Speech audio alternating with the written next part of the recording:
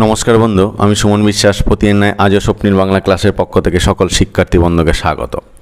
দেখো বন্ধু, যেভাবে আমি বর্ণানুক্রমিক বাংলা, সংস্কৃত এবং ইংরেজি গ্রন্থের সংক্ষিপ্ত আলোচনার ক্লাস শুরু করেছিলাম, আজও সেই ধারাটা বজায় রাখবো। সেদিক থেকে আজ আমার রবর্ণ নির্মিত প্রথম ক্লাস আর টোটাল 73 নম্বর ক্লাস। তোমরা জানো বন্ধু, সাহিত্যের ইতিহাস পড়া থেকে আমি সরাসরি ক্যামেরায় না থেকে ক্যামেরার নেপথ্য থেকেই গোটা বিষয়টাকে বোঝানোর চেষ্টা করেছি। আজও সেই ধারাটা কিন্তু বজায় রাখবো, কেননা সাহিত্যের ইতিহাস পড়াতে গিয়ে বোর্ড ওয়ার্ক তেমন প্রয়োজন হয় না। তাছাড়া বন্ধু, আমি বারবার বলেছি আমার হাতের লেখাটা ভীষণ খারাপ, তাই সেদিকে বোর্ড ওয়ার্কের দিকে নজর না দিয়ে বরং যদি বিষয়টাকে ঠিকঠাকভাবে তোমাদের বুঝিয়ে দেওয়া যায় সেদিকেই নজর দেওয়াটার চেষ্টা করেছি। সেদিক থেকে আজ প্রথম যে গ্রন্থটা সম্পর্কে আলোচনা করবো বন্ধু, সেটা হচ্ছে রঘুবংশম। তোমরা নাম শুনে প্রত্যেকেই বুঝতে পারছো এটা একটা সংস্কৃত মহাকাব্য, লিখেছেন মহাকবি কালিদাস। রামচন্দ্রের পিতামহ মহাত্মা রঘুর বংশ বর্ণনা এই গ্রন্থের উদ্দেশ্য। এখানে রঘুর পিতা মহারাজ দিলীপ থেকে শুরু করে রামচন্দ্রের অধস্তন 2100 পুরুষ অগ্নিবর্গের সময় পর্যন্ত বিবরণ এখানে তুলে ধরা হয়েছে। এতে যে রামচরিত লিখিত হয়েছে সেটা প্রধানত বাল্মীকি রামায়ণ অবলম্বনে লিখিত।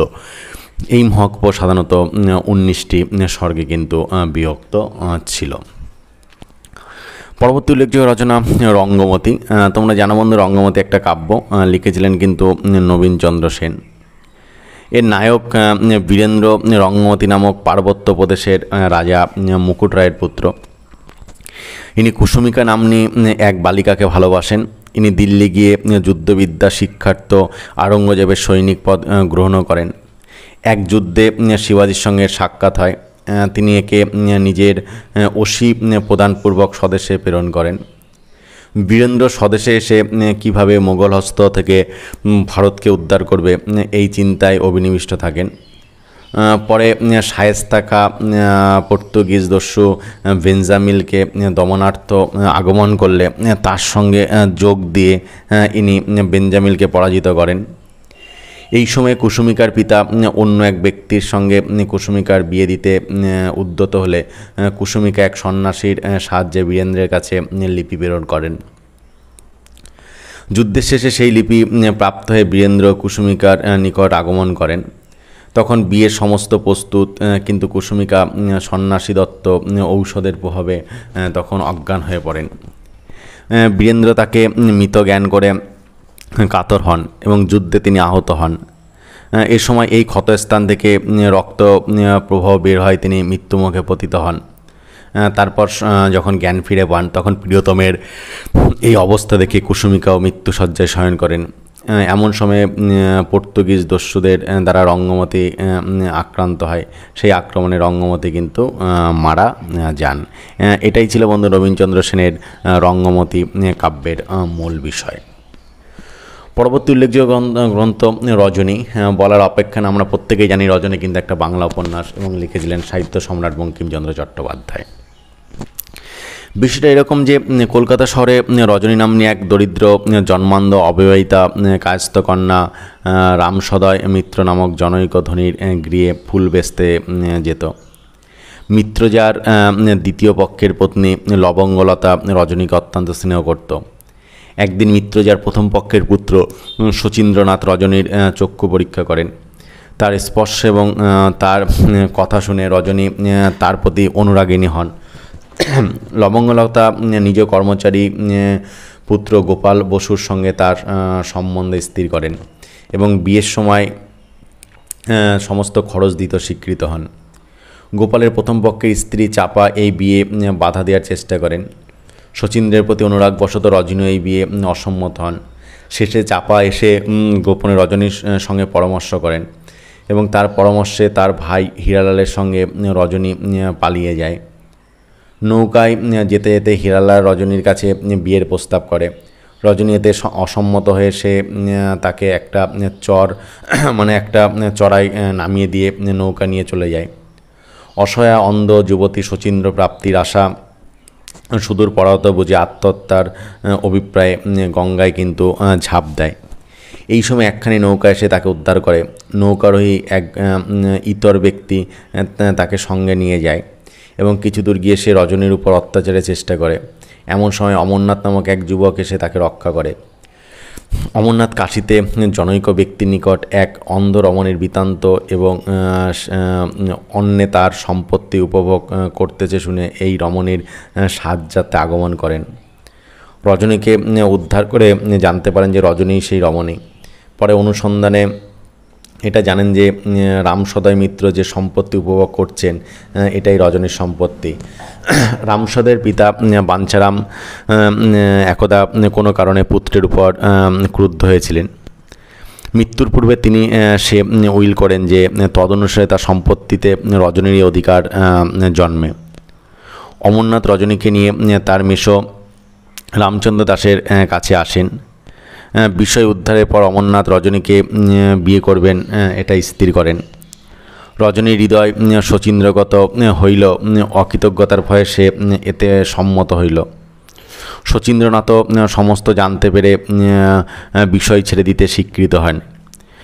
বিষয় হস্তান্তর হয় দেখে রামসদয় লবঙ্গলতার পরামর্শে রজনীর সঙ্গে শচীন্দ্রের বিয়ের প্রস্তাব করেন। কিন্তু শচীন্দ্র রজনীর প্রতি অনুরক্ত না থাকায় লবঙ্গলতা এক সন্ন্যাসীর সাহায্যে শচীন্দ্রের মন যাতে রজনীর প্রতি আকৃষ্ট হয় তার চেষ্টা করতে থাকেন। এতে শচীন্দ্রের মন রজনীর উপর অনুরক্ত হয় বটে, কিন্তু তিনি কঠিন মানসিক পীড়ায় আক্রান্ত হন এবং সর্বদা মনশ্চক্রে রজনীকে দেখতে লাগেন। লবঙ্গলতা দেখলেন রজনীকে না পাইলে শচীন্দ্রের জীবন সংশয়। সপত্নী পুত্র হইল লবঙ্গ শচীন্দ্রকে গর্ভজাত পুত্রের ন্যায় স্নেহ করতেন। তিনি রজনীর সহিত শচীন্দ্রের বিবাহ চেষ্টা করতে লাগলেন, কিন্তু রজনী বড় গোল পাকালো। সেই লবঙ্গলতাকে বিষয় ছেড়ে দিতে স্বীকার করল, কিন্তু বিয়ে করতে অমরনাথকে নিরাশ করে অকৃতজ্ঞ হইতে চাইল না। অমরনাথ কেবল রজনীকেই চান, তার সম্পত্তি চান না। লবঙ্গলতা বিষম সংকটে তখন পড়ে যান। এবার তিনি অমরনাথকে ডেকে তাকে ভয় দেখিয়ে নিরস্ত করতে চেষ্টা করেন, কিন্তু অমরনাথ ভয় পান না। তখন লবঙ্গলতা সকাতরে অমরনাথকে অনুরোধ করলেন। অমরনাথ আর পারলেন না, লবঙ্গলতার সুখের জন্য আত্মবিসর্জন করলেন। তিনি রজনীকে ছাড়লেন, নিজের সমস্ত সম্পত্তি রজনী এবং শচীন্দ্রকে দান করলেন। তারপর লবঙ্গলতার নিকট বিদায় নিয়ে মহাপ্রাণ অমরনাথ সন্ন্যাসী হন। রজনীর সঙ্গে শচীন্দ্রের বিয়ে হয়ে গেল। সন্ন্যাসীর ঔষধের প্রভাবে রজনী অন্ধত্বা দূর হলো। তিনি স্বামীর সঙ্গে সুখে সংসার নির্বাহ করতে কিন্তু লাগলেন। এটাই ছিল কিন্তু মূল বঙ্কিমচন্দ্র চট্টোপাধ্যায়ের রজনী উপন্যাসের বিষয়। এই উপন্যাসটা বাংলার স্কট বঙ্কিমচন্দ্র লর্ড লিটনের লাস্ট ডেজ অফ পম্পি নামক উপন্যাসের অন্তর্গত অন্ধ পুষ্পনারী নিডিয়া চরিত্রের কিয়দংশ অবলম্বনে রজনী চরিত্র কিন্তু নির্মাণ করেছিলেন। তবে পড়ার মাঝে বন্ধুদের একটা কথা বলে রাখি যে শিক্ষাকে সকলের দুয়ারে দুয়ারে পৌঁছে দেয় পুণ্যের কাজ। তাই এখনও পর্যন্ত যারা তোমাদের প্রিয় স্বপ্নীল বাংলা চ্যানেলটাকে সাবস্ক্রাইব করনি তারা সাবস্ক্রাইব করে নিয়ে পাশে থাকা বেল আইকনটাকে প্রেস করে দিও সবার আগে সমস্ত ভিডিওর আপডেট পেতে। পরবর্তী উল্লেখযোগ্য গ্রন্থ রত্ন রহস্য। তোমরা প্রত্যেকেই জানো বন্ধু, এটা রামদাস সেনের লেখা। এখানে গজমুক্তা, ফণিমুক্তা, প্রবাল, বৈদুর্য প্রভৃতি রত্ন সম্বন্ধ স্থূল স্থূল জ্ঞাতব্য বিষয়সমূহ বর্ণিত হয়েছে এবং রত্নের গুণাগুণ, উৎকর্ষ, অপকর্ষ, বর্ণাদি, মূল্যাদি প্রভৃতি এখানে কিন্তু আলোচিত হয়েছে। গরুর পুরাণ, বৃহৎ সংহিতা, মুক্তাবলী, রাজনির্ঘণ্ট, মণিপরীক্ষা প্রভৃতি বহু প্রাচীন গ্রন্থ থেকে এর বিষয় সংকলন কিন্তু সংকলিত হয়েছে। এরপরে হচ্ছে রত্নাবলী। নামটা শুনে বুঝতে পারছে বন্ধু, রত্নাবলী হচ্ছে একটা সংস্কৃত নাটক বা নাটিকা বলাটাই ভালো, নাটক না বলে। বিষয়টা এরকম যে কাশ্মীর রাজ হর্ষদেবের এটা লেখা ছিল। রচনাকাল আনুমানিক খ্রিস্টীয় 12 শতক। বিষয়টা এরকম বলা যেতে পারে যে সিংহলের অধিপতি বৎসরাজ উদয়নের সঙ্গে নিজের কন্যা রত্নাবলীর বিয়ে দেওয়ার ইচ্ছায় মন্ত্রীর সঙ্গে রত্নাবলীকে পাঠিয়ে দেন। পথে ঝড় বৃষ্টি হয়, জলযান মগ্ন হলে রত্নাবলী ভাসতে ভাসতে গিয়ে কিছু দূরে একটা জায়গায় ঠাঁই পান। সেখানে বৎসরাজের মন্ত্রী তাকে দেখতে পান। তিনি এর পরিচয় জানার পরে তাকে বৎসরাজ মহিষী বাসবদত্তার নিকট লুকিয়ে রাখেন। সেখানে বৎসরাজের প্রতি ইনি অনুরাগিনী হন। বৎসরাজও তার প্রতি অনুরক্ত হয়ে পড়েন। বাসব দত্ত এটা জানতে পেরে রত্নাবলীকে অনেক মন্ত্রণা দেন, তথাপি রত্নাবলী বৎসরাজকে বিস্তৃত হতে পারেন না। পরে সিংহল রাজমন্ত্রী বৎস এসে উপস্থিত হয়ে একে চিনতে পারেন। তখন বাসব দত্ত স্বামীর সঙ্গে এর বিবাহ কার্য সম্পাদন কিন্তু করে দেন। এই নাটকটা বেলগাছিয়া শৌকি নাট্যালয়ে অভিনীত হওয়ার জন্যে রামনারায়ণ তর্করত্ন মূল অবলম্বনে একখানি রত্নাবলী নাটকও কিন্তু রচনা করেছিলেন। মাইকেল মধুসূদন দত্ত এর একখানি ইংরেজি অনুবাদও কিন্তু করেছিলেন। যতীন্দ্রনাথ ঠাকুর মূল নাটকের একখানি বঙ্গানুবাদও কিন্তু নাটকার কিন্তু প্রকাশ করেছিলেন। এটাই ছিল কিন্তু মূল যে সংস্কৃত নাটিকা রত্নাবলী, যেটা হর্ষদেব লিখেছিলেন, তার পূর্ণাঙ্গ বিষয়। দেখো বন্ধু, এই যে বর্ণানুক্রমিক সাহিত্যের ইতিহাস ক্লাস, তার কিন্তু যথেষ্ট একটা গুরুত্ব রয়েছে। কেননা 11-12 পাশাপাশি তুমি কলেজে যেখানেই পড়ো না কেন, কোনো একটা সেমিস্টারে কিন্তু এটা পাঠ্য আছে সাহিত্যের ইতিহাস, যেখানে 2 নম্বর, 5 নম্বর বা 10 নম্বরের প্রশ্ন কিন্তু আসে। সেদিক থেকে এই ক্লাসে যথেষ্ট গুরুত্ব রয়েছে এবং বিভিন্ন কম্পিটিশন পরীক্ষা এরকম প্রশ্ন আসে অমক গ্রন্থটা কাল লাগা, ফলে তার কিন্তু যথেষ্ট একটা গুরুত্ব রয়েছে। সেই গুরুত্বের কথা মাথায় রেখে তোমরা প্রত্যেকেই বন্ধু মনোযোগ সহকারে আমার ক্লাসটা শুনছো বলেই কিন্তু আমার মনে হয় এতে উপকারটা কিন্তু বন্ধু তোমাদেরই হবে। পরবর্তী গ্রন্থ হচ্ছে রবিনসন ক্রুসো। তোমরা প্রত্যেকেই জানো বন্ধু, এই Robinson Crusoe the life and strange surprising adventure এই একটা বিষয়। এটা ইংরেজ সাহিত্যিক ড্যানিয়েল ডিফো রচিত একটা বিখ্যাত গ্রন্থ, যেটা 1719 সালে কিন্তু প্রকাশ পেয়েছিল। বিশেষ করে জাহাজ ভেঙে যাওয়াতে রবিনসন ক্রুসো এক নির্জন দ্বীপে গিয়ে পড়েন। সেই দ্বীপে তার যে জীবনযাত্রার কাহিনী, সেটা এই পুস্তকে কিন্তু সাহিত্যিক ড্যানিয়েল ডিফো খুব সুন্দরভাবে তুলে কিন্তু ধরেছেন। পরবর্তী গ্রন্থ হচ্ছে রসমঞ্জরি। তোমরা প্রত্যেকেই জানো বন্ধু, রসমঞ্জরি বলার অপেক্ষা রাখে না, বাংলা একটা পদ্যগ্রন্থ এবং এটা রায়গুণাকার ভারতচন্দ্র কিন্তু এটা লিখেছিলেন। ভারতচন্দ্রকে যখন আমি পড়িয়েছি তখন এটা পড়িয়েছি। এটা সংস্কৃত সাহিত্যের যে দর্পণাদি অলঙ্কার শাস্ত্রের মর্মানুবাদ এটা, অর্থাৎ রসমঞ্জরি কিন্তু বাংলা একটা পদ্যগ্রন্থ হলো, এটা কিন্তু সংস্কৃত যে অলঙ্কার শাস্ত্র তার কিন্তু একটা মর্মানুবাদ কিন্তু রসমঞ্জরি। তারপরে হচ্ছে রসায়নবিদ্যা ও তার উৎপত্তি। মানে এটা নামটা শুনে বুঝতে পারছে বন্ধু, একটা বাংলা একটা বৈজ্ঞানিক গ্রন্থ। ডাক্তার প্রফুল্লচন্দ্র রায় কিন্তু এটা লিখেছিলেন।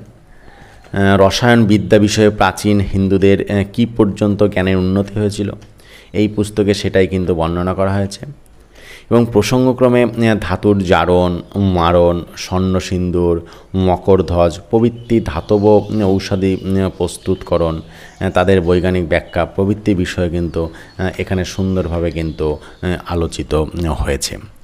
দেখো বন্ধু, এই যে বর্ণানুক্রমিক বাংলা, সংস্কৃত এবং ইংরেজি গ্রন্থের যে সংক্ষিপ্ত আলোচনা ক্লাস, এটা কিন্তু আজ তোমরা জানো রবর্ণনা নিমিত্ত আমার প্রথম ক্লাস, আর টোটাল কিন্তু 73 নম্বর ক্লাস। দেখো বন্ধু, তা বুঝতেই পারছো 73 নম্বর ক্লাস করছি গ্রন্থের উপর, তার মানে এর যথেষ্ট একটা গুরুত্ব রয়েছে সাহিত্যের ইতিহাসে। কারণ গোটা বিষয়টা যদি তোমার ঠিকঠাক আয়ত্ত থাকে, জানা থাকে কোন গ্রন্থের বিষয়টা কী, কে কোন গ্রন্থটা লিখেছিলেন, ফলে তোমার পরীক্ষার বৈতরণী পাঠ হওয়ার পাশাপাশি জীবনের জ্ঞানকে সমৃদ্ধ করার কিন্তু একটা বড় জায়গা কিন্তু তৈরি হয়ে যাচ্ছে। কারণ এসব জ্ঞান যখন থাকছে, তারপর ভিত্তি করে কিন্তু বন্ধু তুমি তোমার জীবনটাকে কিন্তু নির্মাণ করার একটা কিন্তু সুযোগ পাচ্ছ। তাই যথেষ্ট মনোযোগ সহকারে তোমরা যেই ক্লাসটা শুনছো সেটার বলার অপেক্ষা কিন্তু রাখে না। পরবর্তী গ্রন্থ রসাবিষ্কার বিন্দক। বুঝতেই পারছো, যদি রসযুক্ত আবিষ্কার, নামটা শুনেই বোঝা যাচ্ছে এটা বাংলা বিন্দক জাতীয় একটা গ্রন্থ। রাজশ্রী সৌরীন্দ্রমোহন ঠাকুর কিন্তু এটা লিখেছিলেন। এখানে ক্ষুদ্র ক্ষুদ্র দৃশ্যের অবতারণা করে মানে তুলে ধরে নাট্যশাস্ত্রোক্ত 8টা যে রস রয়েছে তার উদাহরণ দেওয়া হয়েছে। 1881 সালের 12ই ফেব্রুয়ারি এই গ্রন্থের অন্তর্গত দৃশ্যগুলি পাথুরিয়া ঘাটা রাজবাটিতে প্রথম অভিনীত হয়। কারণ যেহেতু একটা নাটক এবং নাট্যের শাস্ত্রের উক্তি, তাই নাটকের অবশ্যই সার্থকতা নির্ভর করছে তার অভিনয়ের উপর। কারণ নাটক যতক্ষণ মঞ্চস্থ না আছে তার কোনো গুরুত্ব নেই। এই কারণে নাটককে একই সঙ্গে দৃশ্য এবং শ্রাব্য কাব্য বলা হয়। সেটা দেখার এবং শোনার দুটোই কিন্তু বিষয়। এই কারণ নাটক যে কোনো বিষয়কে সবথেকে বেশি নাড়া দিতে পারে। কারণ একটা অশিক্ষিতের কাছে নাটকের একটা গুরুত্ব রয়েছে, কারণ সে অভিনয় দেখে ব্যাপারটা বুঝতে পারছে। আর শিক্ষিতের জন্য কিন্তু নাটক নয়, সে না পড়লে কিন্তু না বুঝলে কিন্তু কিছুই করার নাই। শিক্ষিত নাটক পড়বে আর অশিক্ষিত তো বুঝবে না, তাই অভিনয় দেখে কিন্তু বিষয়টা আয়ত্ত করার চেষ্টা করবে। আশা করছি বন্ধু আজও রবর্ণ নির্মিত প্রথম ক্লাসে এবং টোটাল 73 নম্বর ক্লাসে তোমাদের একটা সুন্দর তত্ত্ববল ক্লাস উপর দিতে পেরেছি। তারপর বন্ধুরা যদি কোথাও কোনো সমস্যা হয়ে থাকে অবশ্যই বন্ধু কমেন্ট বক্সে যাবে, কমেন্ট বক্সে গিয়ে কমেন্ট করে আমাকে জানাবে। আমি যথাসম্ভব তার উত্তর দেওয়ারও কিন্তু চেষ্টা করব। আজকের ক্লাসটা এই পর্যন্তই। নমস্কার বন্ধু।